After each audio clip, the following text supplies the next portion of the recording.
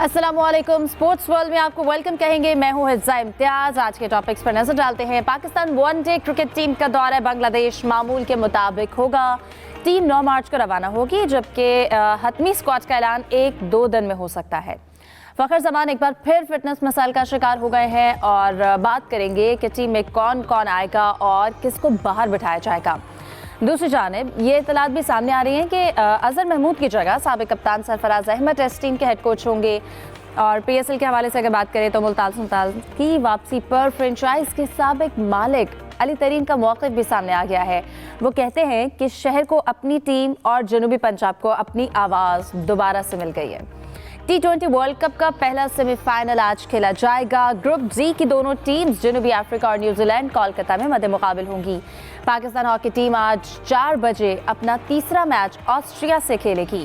National T20 tournament shuttlecock बन गया है। पेशावर से रावलपिंडी और मुल्तान और अब फिर पेशावर में कराने का फैसला किया गया है। इन टॉपिक्स को डिस्कस करेंगे। स्टूडियो में मेरे साथ मौजूद होंगे जाहिद मकसूद साहब, मोहम्मद यूसुफ अंजुम और हमारा साथ दे रहे हैं सलीम खालिद साहब भी। आप तीनों को वेलकम कहूँगी और उम्मीद करती हूँ आप लोग खैरियत से होंगे। मैं जाहिद साहब आपसे आगाज़ करूँगी। कहिएगा, ओवरऑल इस वक्त जो माहौल चल रहा है, बड़ी टेंस सूरत हाल है, उसमें एक अच्छी खबर ये सामने आई है कि अब पाकिस्तान क्रिकेट टीम बांग्लादेश जाएगी और जो एक शेड्यूल था टीम की रवानगी कराची से 9 मार्च को तय है। तो इस शेड्यूल के हवाले से अगर हम बात करें तो आखिरी वनडे सीरीज़, क्योंकि T20 वर्ल्ड कप से पहले हमने ये रावलपिंडी में श्रीलंका से खेली थी, तो क्या लगता है क्या करना चाहिए? जो हमारा लास्ट स्क्वाड था श्रीलंका के अगेंस्ट, उसको मद्देनजर रखा जाएगा या रीसेंट परफॉर्मेंस को देखते हुए एक नया स्क्वाड बनाना चाहिए? देखिए हिफ्ज़ा, जो खिते की सूरत हाल है आपने जिक्र भी किया है, मशरक़ वस्ता में भी और ईरान के हमले के बाद ईरान पे काफ़ी जो है आपको पता है जंगी माहौल है इस वक्त। आधी दुनिया जो है वो जंग ज़्यादा कहना चाहिए, उसमें ईरान है, खलीजी मुल्क हैं, लेकिन कम अज़ कम पाकिस्तान की तरफ या बांग्लादेश या इस साइड पर पुरसकून है। बल्कि आज ही सुबह एक अजीज़ का फ़ोन आया कनाडा से कि PIA की डायरेक्ट फ़्लाइट आती है, मैं तो आ रहा हूँ, और क्योंकि हमारी फ़्लाइट्स चल रही हैं, तो ये अच्छी बात है। स्पोर्ट्स की दुनिया के हवाले से भी गुज़श्ता रोज़ भी हम जिक्र कर चुके हैं, बहुत सी टीमें कहीं कहीं रुकी हुई हैं, पाकिस्तान के खिलाड़ी कहीं कहीं फंसे हुए हैं। इस दौरान जो है एक अफवाहों का बाज़ार भी गर्म था कि पाकिस्तान का शायद दौरा बांग्लादेश मुलतवी करना पड़े या मनसूख करना पड़े। तो अच्छी खबर यही है कि अभी तक की इतलात के मुताबिक पाकिस्तानी टीम अपने शेड्यूल के मुताबिक जाएगी बांग्लादेश में, जहाँ पर उन्होंने 3 वनडे मैचेस खेलने हैं और टीम का ऐलान भी जो है जल्द 1-2 दिन में ज़ाहिरा करना होगा। आज 4 मार्च हो गई है, टीम का ऐलान भी हो जाएगा। जहाँ तक आपने सीरीज़ का जिक्र किया, लास्ट सीरीज़ पाकिस्तान की थी श्रीलंका के ख़िलाफ़, जो रावलपिंडी में 3 मैचेस हुए थे, तीनों पाकिस्तान जीता था। आपको याद होगा T20 6 मुल्क की सीरीज़ से पहले। और उस टीम में यकीनी तौर पर कोई चेंजेस तो होनी है, क्योंकि अभी तक जो चेंजेस की या तब्दीलियों की बाज़गश्त है, मीडिया में शोर है, मुख्तलिफ मारीन के तबसरे भी जारी हैं और कई खिलाड़ी तो ऑलरेडी जो है वो अब T20 मसलन शादाब जो हैं वो वनडे टीम में ऑलरेडी शामिल नहीं किए जाते। हाँ, अलबत्ता एक थोड़ी सी खबर ये भी हमने सुनी कि बाबर आजम को शामिल नहीं किया जा रहा, जो तो कम अज़ कम मुझे तो थोड़ी सी अजीब भी लगी।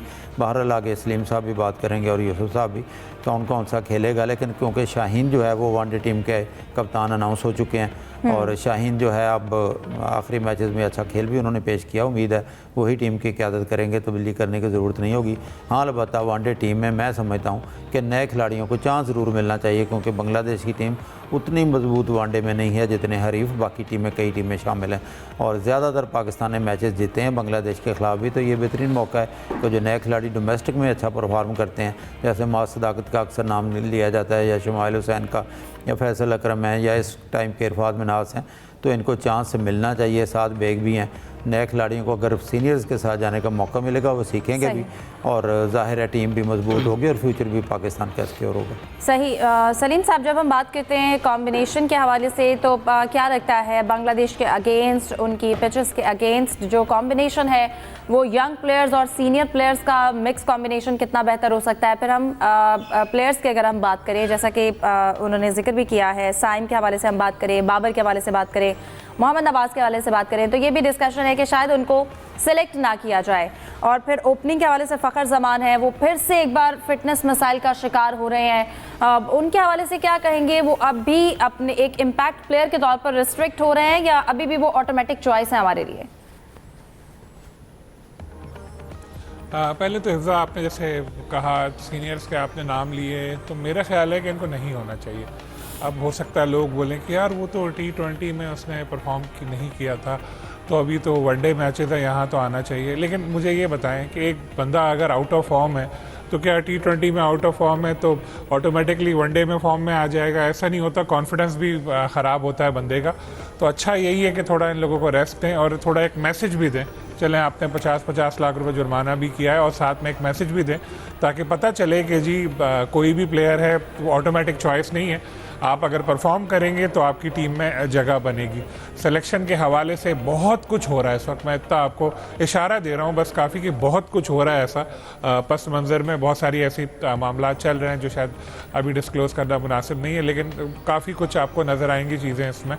और फ़खर ज़मान की जहाँ तक आपने बात की, फ़खर के साथ फ़िटनेस मसाइल बहुत अरसे से हैं। तो उनके जो घुटने हैं वो काफ़ी अरसे से बिल्कुल काफ़ी ख़राब है। मसला होता है उनको जब टेस्ट वगैरह भी होते थे तो रनिंग में या इस तरह के इश्यूज़ उनको होते थे। तो आपने एक बिल्कुल बड़ी अच्छी बात बोली, इम्पैक्ट प्लेयर। तो अब वही टाइम है कि उनको भी चाहिए कि अपने T20 खेलें और इसी तरह से जैसे उन्होंने पिछले मैच में अच्छा परफॉर्म किया था वैसे ही खेलें। और रही बात बांग्लादेश की कि बिल्कुल वहाँ ये खबरें आई थी कि शायद ये सीरीज़ हो ही ना इन हालात की वजह से, लेकिन पिछले दिनों ऐसा आपने देखा होगा बांग्लादेश क्रिकेट बोर्ड की तरफ से स्टेटमेंट आया बाकायदा उनके अखबारों में छपा के जी सीरीज़ ऑन है और उसका कोई ख़तरा नहीं है। फिर एक और अच्छी बात यह है कि रिसेंटली, बहुत पुरानी बात नहीं है, बांग्लादेश की जो नेशनल एयरलाइन है उसने डायरेक्ट फ़्लाइट शुरू की है हफ्ते में 3 दिन, कराची से ढाका और ढाका से कराची। तो ये एक बहुत बड़ा एक फ़ायदा है। तो वैसे तो दुबई नहीं जाना पड़ेगा या किसी और मुल्क, तो इस वजह से भी सीरीज़ ऑन होने का बहुत अच्छा चांस था और अच्छी चीज़ है। क्रिकेट होनी चाहिए क्योंकि चल रही है दुनिया में ये सब चीज़ें, पता नहीं कब तक चले ये, लेकिन इस वजह से फिर जहाँ जहाँ जो अपने रोज़मर्रा के काम है या जो कुछ हो सकता है वो करना चाहे तो बिल्कुल करें। बिल्कुल, हम पिछले कुछ अरसे से इस सूरत हाल के साथ बड़ा एडजस्ट होने की कोशिश कर रहे हैं, इसलिए अब ये चीज़ें तो चलती ही रहेंगी, हमें अपने काम नहीं रोकने चाहिए। यूसुफ, हम बात करते हैं अगर प्लेयर्स के हवाले से, अगर इस वक्त फिटनेस मसाइल का शिकार हैं फ़खर, फिर उसके साथ अगर साइमा अयूब को हम नहीं खिलाते क्योंकि कोई भी सिलेक्शन हो सकती है, तो आप क्या समझते हैं कि ओपनिंग हमारे पास फिर कौन कौन से ऑप्शंस हैं, किन नए खिलाड़ियों को चांस दिया जाएगा ओपनिंग के हवाले से? देखें हिफ्ज़ा, कोई बहुत ज़्यादा तब्दीलियाँ मैं तो नहीं देख रहा टूर्नामेंट में। जो हमारा वर्ल्ड कप हो जा रहा है ये बांग्लादेश की साथ सीरीज़ होगी, क्योंकि आप ये भी देखेंगे एक तरफ हमारा नेशनल T20 टूर्नामेंट भी हो रहा है। जो T20 के प्लेयर्स हैं वो तो ज़ाहिर उसमें वहाँ पर हम खेलता हुआ देखेंगे, जबकि जो वनडे स्क्वाड के खिलाड़ी हैं वो बांग्लादेश में इतनी तौर पर जाएंगे। और मेरे ख्याल में तब्दीलियों की बहुत ज़्यादा करने की ज़रूरत भी नहीं है, क्योंकि T20 फॉर्मेट में अगर उनकी परफॉर्मेंस अच्छी नहीं रही तो ये उसका कोई जवाज़ नहीं है कि आप उसको वनडे स्क्वाड से बाहर कर दें। यकीनी तौर पर यह सीरीज़ पाकिस्तान के लिए बहुत ज़्यादा मुश्किल नहीं होगी, क्योंकि पाकिस्तान ने श्रीलंका को भी यहाँ पर हराया, बांग्लादेश को भी यहाँ पर हमने उसको नाकू चने चुपवाए थे। तो अब पाकिस्तान के पास अच्छा मौका कि अपने आप को रीग्रुप करे। T20 फॉर्मेट में हमारी नाकामी का सिलसिला यकीनी तौर पर अब ख़त्म हो चुका है। अब वनडे स्क्वाड है, क्योंकि अब हमारे पास बहुत ज़्यादा T20 आगे है भी नहीं। मेरे ख्याल में तो ठीक है कि फ़खर ज़मान अनफिट हुए हैं, उनकी जगह पर आप मोहम्मद सदाकत को ले सकते हैं और इसके साथ अब्दुल समद को दोबारा मौका दिया जा सकता है। लेकिन बहुत ज़्यादा तब्दीलियाँ करने की ज़रूरत नहीं है, बल्कि एक मैं प्रोग्राम में सुन रहा था बासित खान जो हमारे क्रिकेटर्स हैं, उन्होंने तो इस बात का भी इशारा दिया है कि शाहीन शाह अफरीदी भी इस टूर पर नहीं होंगे, पाकिस्तान टीम नया कप्तान अनाउंस करेगी। उसकी वजह उन्होंने ये बताई कि कोच के साथ अच्छे मरासिम चूँकि नहीं है शाहीन शाह अफरीदी के, तो हो सकता है कि पाकिस्तान टीम इसके लिए सीरीज़ के लिए नए कप्तान का भी ऐलान करे। अब बहुत सी चीज़ें हैं जिनके चीज़ें अभी चल रही हैं पाकिस्तान क्रिकेट बोर्ड और खिलाड़ियों के दरमियान, सिलेक्शन कमेटी के दरमियान। ये जो फैसले होंगे यकीनी तौर पर 1 या 2 दिन में हम देखने को मिलेंगे। लेकिन ये कि बहुत ज़्यादा तब्दीलियाँ करने की ज़रूरत नहीं है, तो बार बार तब्दीलियों करने की वजह से अब हम इस हाल पर पहुँचे कि हमारा जो क्रिकेट का ग्राफ है वो नीचे जा रहा है। इसलिए मैं तो यही चाहूँगा कि बहुत ज़्यादा तब्दीलियाँ ना करें, जो खिलाड़ी पहले से सेट है वनडे स्क्वाड के उन्हीं को बांग्लादेश भिजवाना चाहिए। सही, जैसा कि जाहिद साहब, यूसुफ का कहना है कि तब्दीलियों की वजह से कंसिस्टेंसी नहीं आ रही है या परफॉर्मेंस बेहतर नहीं हो रही है। आपको लगता है फिर एक ही स्क्वाड अगर हम सेलेक्ट करते हैं तो कंसिस्टेंसी देखनी चाहिए, उन्हीं को बार बार मौका देना चाहिए? बाबर के हवाले से जैसा आपने अपने पहले गुफ्तगू में जिक्र किया कि अगर उनको बाहर मुंतखब नहीं किया जाता तो आपको क्या लगता है ये क्या बेहतरीन डिसीजन होगा? उनको बाहर बिठा के क्या उनकी फॉर्म को वापस लाया जा सकता है? क्या तरीके हैं जो ये सोचा जा रहा है कि अगर उनको मुंतखब नहीं किया जाता तो चीज़ें बेहतर हो सकती हैं? आपको नहीं लगता कि अगर उन्हें चांस दिया जाएगा वो खेल खेल के ही अपनी परफॉर्मेंस को बेहतर कर सकते हैं? और फिर बांग्लादेश की पिचेस को भी देखते हुए वो हमारे पास कितना अच्छा ऑप्शन है, वहाँ पर स्पिन फ्रेंडली अगर ट्रैक है तो हमें स्पिनर्स को खिलाना चाहिए या फास्ट बॉलर्स के साथ जाना चाहिए? हिफ्ज़ा देखें, बुनियादी तौर पर तो ख़राबी हमारे सिस्टम की है। हमारे यहाँ बड़े अरसे से हमने ट्रेंड देखा है, जो प्लेयर T20 में अच्छा खेलता है उसको वनडे में ले लिया जाता है, जो T20 में अच्छा खेलता है उसको टेस्ट टीम में ले लिया जाता है। तो हम आज तक ये कर ही नहीं सके कि टेस्ट टीम का प्लेयर अलहदा हो, जो टेस्ट में अच्छा होता है उसको हम T20 में ले लेते हैं। बाबर आजम के बारे में तो अक्सर जो है पिछले साल या 2 साल से सबसे ज़्यादा अगर कोई डिस्कस हुआ प्लेयर हालिया दिनों में उस्मान तारिक और पिछले दिनों में बाबर आजम हमेशा डिस्कस रहे। उनको T20 में होना चाहिए, नहीं होना चाहिए। पावर प्ले में हमारी विकेटें गिरती हैं, बाबर आजम को ले आना चाहिए। लेकिन वनडे का उनका रिकॉर्ड देखें वो तो बहुत बेहतर है। अगर प्लेयर बाहर बैठने से बेहतर हो सकता है तो फिर तो सारे प्लेयर बाहर बैठाएं तो और ज़्यादा बेहतर कर लें। मेरी ज़ाती राय में तो बाबर को वनडे में टीम में होना चाहिए। मोहम्मद रिजवान को हमने T20 में बाहर बिठाकर कितने ही कीपर ट्राई कर लिए हम। एंड पे हमने उस्मान खान को भी देख लिया, हमने हसीबुल्लाह को भी पहले ट्राई कर लिया, हमने पार्ट टाइम जो है विकेट कीपर भी ट्राई कर ले। तो मोहम्मद रिजवान वनडे में मेरे नज़दीक तो ऑटोमेटिक चॉइस है, उनको आना चाहिए। सीनियर प्लेयर्स के साथ हाँ, अगर आप बिठाना चाहते हैं, साइम पर काफ़ी तनकीद भी, हालांकि वनडे में साइम की भी मुनासिब है। अब साइम और फ़खर जो है लास्ट सीरीज़ में इन्होंने ओपनिंग की थी, एक मैच में हसीबुल्लाह को ट्राई किया गया था, ज़ाहिर है वो बदकिस्मती से एक ही मैच खेले लेकिन स्कोर नहीं कर सके। आपके दोनों ही जो है ओपनर वो चेंज हो जाएंगे। तो अगर किसी के साथ आपको शामिल करना चाहते हैं, जैसे यूसुफ ने अभी जिक्र किया मासूद आगत का, या फिर वही नज़रें आ जाएंगी अब्दुल्ला शफीक को आप पहले ट्राई कर चुके हैं, इमामुल हक को ट्राई कर चुके हैं, तो नए खिलाड़ी होने तो चाहिए। शामिल हुसैन भी डोमेस्टिक में अच्छी परफॉर्मेंस दिखा रहे हैं, लेकिन अगर ट्राई करने हैं तो ज़रूर करें, लेकिन सीनियर प्लेयर्स का साथ होना ज़रूरी होता है। और जिस फॉर्मेट में वो अच्छा खेलता है उससे बाहर बैठाना तो उसकी ज़्यादती होगी। कि हमारे यहाँ आए रोज़ प्लेयर को हम जो है मुख्तलिफ फार्मेट में लेते हैं, ट्राई करते हैं, एक का सिला भी मिल जाता है किसी दूसरे फार्मेट में और उसकी सज़ा भी उसको मिल जाती है। तो फिर बिल्कुल ही नई टीम तो नहीं खैर भेजी जा सकती, अलबत्ता तब्दीलियाँ यकीनी तौर पर होनी चाहिए और हमारी इतला है कि होंगी भी सही।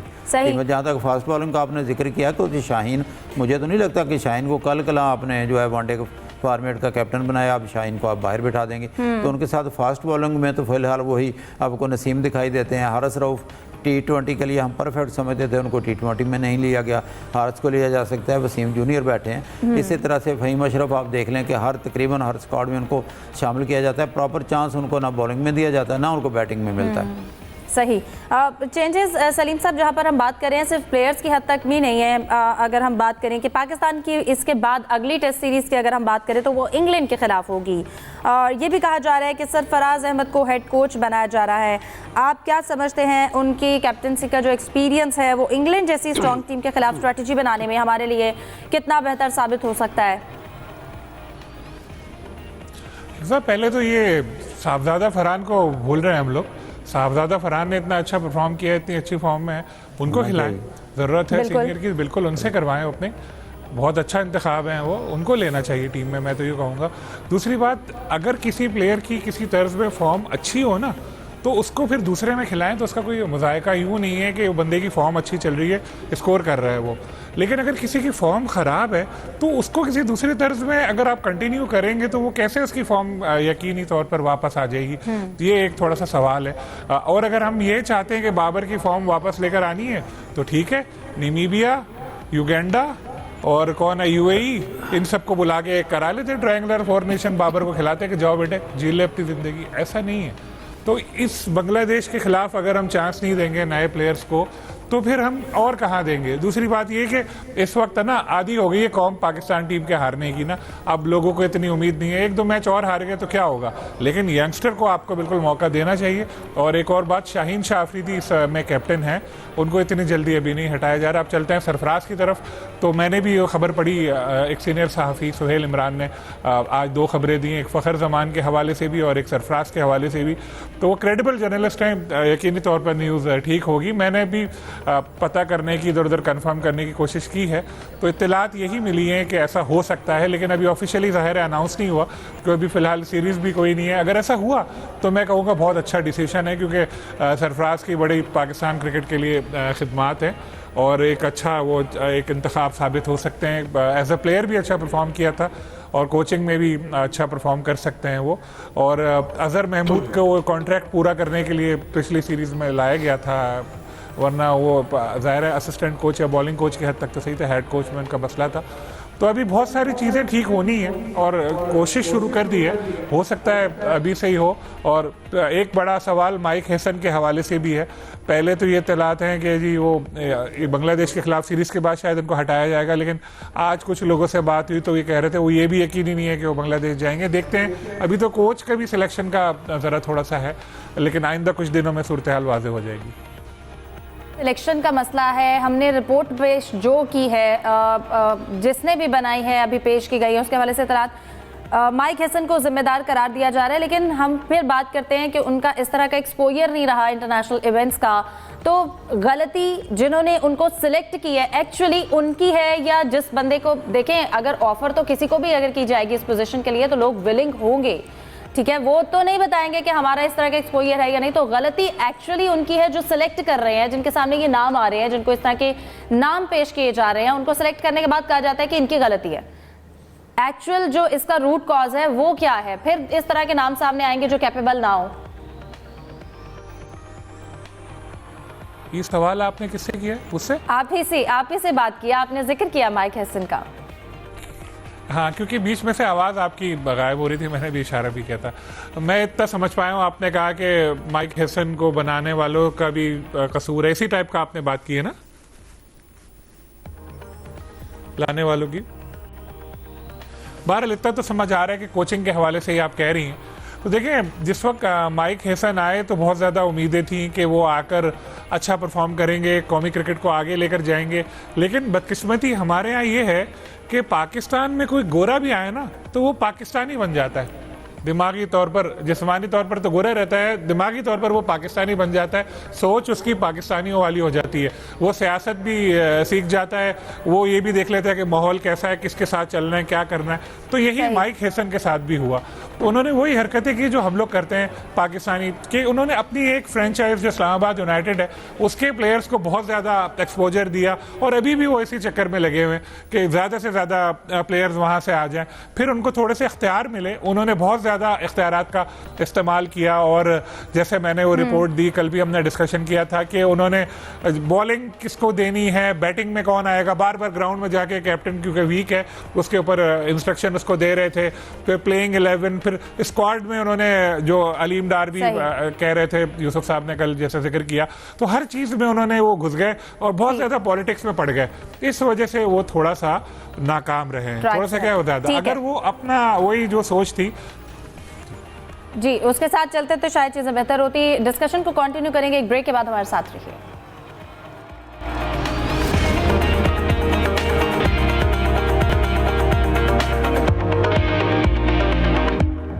Welcome back. सलीम साहब, आपकी जाने आना चाहूँगी मुल्तान सुल्तान्स की अगर हम बात करें, मुल्तान सुल्तान्स पर साबिक ऑनर अली तरीन बड़े खुश दिखाई देते हैं। उन्होंने सोशल मीडिया पर अपना रद्द-ए-अमल भी दिया है।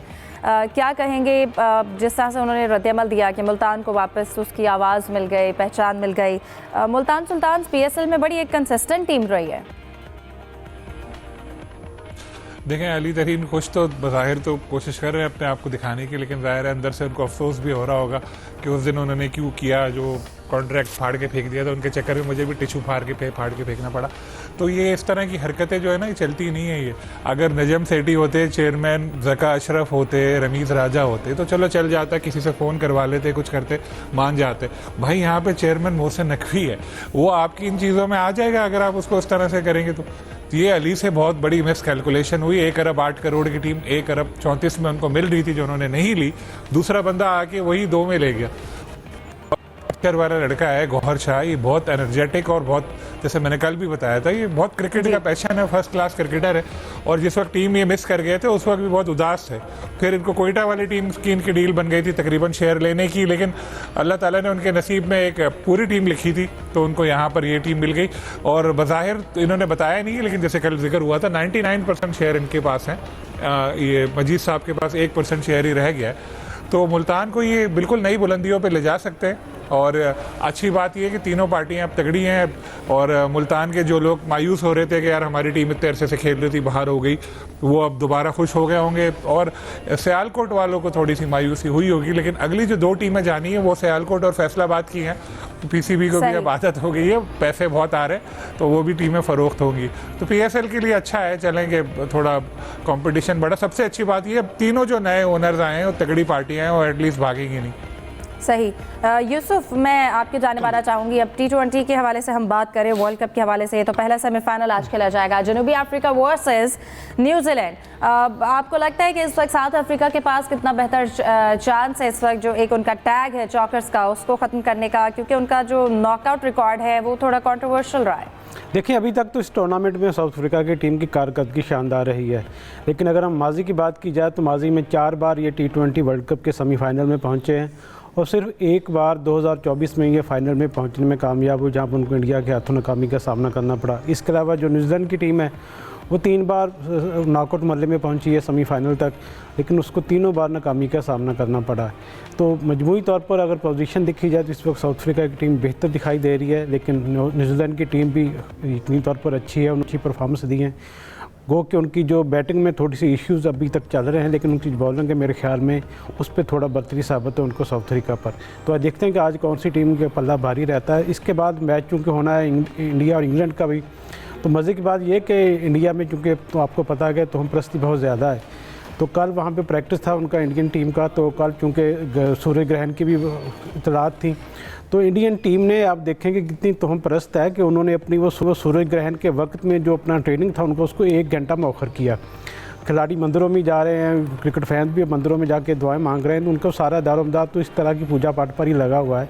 लेकिन इस वक्त इंग्लैंड की टीम भी खासी मजबूत है और मेरे ख्याल में दोनों टीमों के दरमियान बड़ा कांटे का मुकाबला होगा आज का भी और जो कल सेमीफाइनल होगा उसके लिए। सही। जाहिद साहब, जैसा अभी यूसुफ ने भी जिक्र किया है, जो इंडियन टीम ने चांद ग्रहण की वजह से प्रैक्टिस नहीं किया है, ये थोड़ा सा वैसे अजीब दिखाई देता है, लेकिन फिर भी इंडियन टीम से तो कुछ भी एक्सपेक्ट किया जा सकता है। उसके साथ जो अभी अगर हम आज सेमीफाइनल की बात करें, आपको क्या लगता है न्यूजीलैंड के कौन कौन से की प्लेयर्स रहेंगे आज के मैच में? आज के पिच को देखते हुए पेस ज़्यादा जो है वो डोमिनेंट दिखाई देगी या फिर स्पिन? देखें अब तक के मैचेस अगर देखें आप वर्ल्ड कप के ख़ास तौर पर, तो बड़ी बैलेंस साइड दिखाई देती है साउथ अफ्रीका की। लेकिन मैं समझता हूँ इस मैच में, क्योंकि ज़ाहिर है नॉकआउट मैच है, जो टीम जीतेगी वो फाइनल खेलने का एजाज़ हासिल करेगी, तो चारों जो ओपनर हैं उनमें सख्त मुकाबला मुतवक्को है। एडन मरकरम में उधर खुद मौजूद हैं, आपको पता है हर किस्म की शॉट खेलते हैं, बहुत संभल कर खेलते हैं, और ख़ास तौर पर उनका साथ दे रहे हैं क्विंटन डी कॉक। देखें कैसी शानदार वापसी है, वो रिटायर हो गए थे, उनके रिटायरमेंट वापस ली उन्होंने, फिर उनको पाकिस्तान भेजा गया था जो फैसलाबाद में वनडे सीरीज़ हुई थी इसमें खेले, और आहिस्ता आहिस्ता आते आते अपनी टीम को कहाँ पे पहुँचा दिया। जबकि दूसरी तरफ टिम सैफर्ड और फिन एलन मौजूद हैं, तो दोनों टीमों के जो ओपनर्स हैं उन पर बड़ा इन्हिसार होगा कि पावर प्ले में वो क्या करते हैं। जहाँ तक आपने बॉलिंग साइड का जिक्र किया है, तो बॉलर से निस्बतन तो बेहतर दिखाई देती है साउथ अफ्रीका की। मार्को जेंसन है, रबाडा हैं, महाराज ने अलबत्ता रन ज़्यादा दिए हैं, लेकिन एक बैलेंस साइड है, लुंगी नगेडी उनके पास है, और इसी तरह से रिचन रविंद्रा इनके अच्छे बैट्समैन भी हैं न्यूजीलैंड के पास। तो बैलेंस साइड ज़्यादा तो साउथ अफ्रीका दिखाई देती है, लेकिन क्योंकि नॉकआउट मैच है और मैं तवक्को करते हैं कि एक अच्छा मैच जो है शायद इनको देखने को मिलेगा। सही। सलीम साहब, आपकी जानिब आना चाहूँगी, अगर हम क्विंटन डी कॉक का, जैसे कि जाहिद साहब ने भी जिक्र किया, हम बात करें तो वो अपनी टीम को पावर प्ले में अटैकिंग स्टार्ट देने में कामयाब हो जाते हैं, तो कितना बेहतर होगा। और अगर न्यूजीलैंड के सीमर्स की बात करें, वो उनको अगर ट्रैप कर लेते हैं तो सूरत हाल कितनी मुख्तलिफ हो सकती है? फॉर्म में मतलब ऐसा नहीं है कि बहुत रन कर रहे हो, लेकिन मार्करम जो है वो बहुत स्कोर कर रहे हैं, और दोनों ओपनर बहरहाल हैं तो अच्छे ही, तो बड़ा स्कोर ये बिल्कुल कर सकते हैं। और न्यूजीलैंड की टीम को अगर हम देखें तो उनकी टीम बिल्कुल पाकिस्तान की तरह उनकी मुहिम रही है कि वो छोटी टीमों को हराया, पाकिस्तान से उनका मैच वॉश आउट हुआ। एक आध में अच्छा भी खेले, जैसे अभी जाहिद साहब जिक्र कर रहे थे, राचिन रविंद्रा वो उनके अच्छे हैं, साइफर्ड भी अच्छा करते हैं, बॉलिंग भी, क्योंकि स्पिन पे ज़्यादा उनका ना इन्हिसार था, और यहाँ पर इंडिया में उनको स्पिन पिच मिलेगी नहीं इतनी ज़्यादा, अब यहाँ पर तो पेसर्स का ही होगा। पेसर्स हैं अच्छे, लेकिन जो मुझे साउथ अफ्रीका की टीम इस वक्त लग रही है ना, जिस तरह से वो खेल रहे हैं, तो मुझे तो लग रहा है साउथ अफ्रीका की टीम डोमिनेट करेगी। और एक और अच्छी चीज़ क्या, जैसे यूसुफ साहब बता रहे थे रिकॉर्ड का, तो रिकॉर्ड में यही है कि 3 बार जो इधर T20 वर्ल्ड कप में तो 5 मैच दोनों टीमों के जो हुए हैं वो साउथ अफ्रीका ने जीते हैं, और हाँ, आईसीसी के जो इवेंट हैं दीगर, उनमें 3 बार जब नॉकआउट में ये लोग आए तो न्यूजीलैंड जीता है। इस वक्त तो कभी कोई भी टीम किसी को भी हरा सकती है, लेकिन अगर हम देखें तो साउथ अफ्रीका के पास जिस तरह के ऑलराउंडर्स हैं और जिस तरह के उनके पास पेसर्स हैं जो अच्छा परफॉर्म करते चले आ रहे हैं, और उनकी बैटिंग भी ख़ास तौर पे बारकरम जिस तरह इस वक्त साहबजादा से आगे निकलने की कोशिश में है टॉप रन स्कोरर बनने के लिए, तो लग यही रहा है कि साउथ अफ्रीका की टीम डोमिनेट करेगी। सही। यूसुफ, मैं आपकी जानिब आना चाहूँगी। हम दीगर खेल का अगर जिक्र करें, हॉकी की बात करें, तो हॉकी में इस वक्त पाकिस्तान के लिए थोड़ी सी अच्छी खबर भी आ रही है टीम के लिए। हॉकी टीम की अगर हम बात करें, ऑस्ट्रिया के खिलाफ जो मैच खेला जा रहा है, आपको लगता है कि ये पाकिस्तान के लिए मस्ट विन है या इसमें एक्सपेरिमेंट करने का कोई मौका है हमारे पास? देखिए, पाकिस्तान की टीम 2 मैच जीतकर चीन और मलेशिया को हराकर सेमीफाइनल के लिए क्वालिफाई कर चुकी है। अब पाकिस्तान के बाद ये आखिरी ग्रुप का मैच है जो ऑस्ट्रिया के साथ शाम 4 बजे शुरू होना है। ऑस्ट्रिया की टीम इतनी ज़्यादा ताकतवर नहीं है। पाकिस्तान के पास अपनी गोल औसत उसको बेहतर करने का मौका, क्योंकि अभी तक पाकिस्तान के 8 गोल पाकिस्तान के खिलाफ हो चुके हैं और इस जो खामी इसको दूर करने की ज़रूरत होगी। अगर पाकिस्तान की टीम आज के मैच में कोई गोल कंसीव नहीं करती तो मेरे ख्याल में इसमें पाकिस्तान की टीम में एतमाद में भी इजाफा होगा। दूसरी जो टीमें होंगी वो भी थोड़ा उनको खतरे की घंटी दिखाई देगी कि पाकिस्तान की टीम अब पहले जैसी नहीं रही।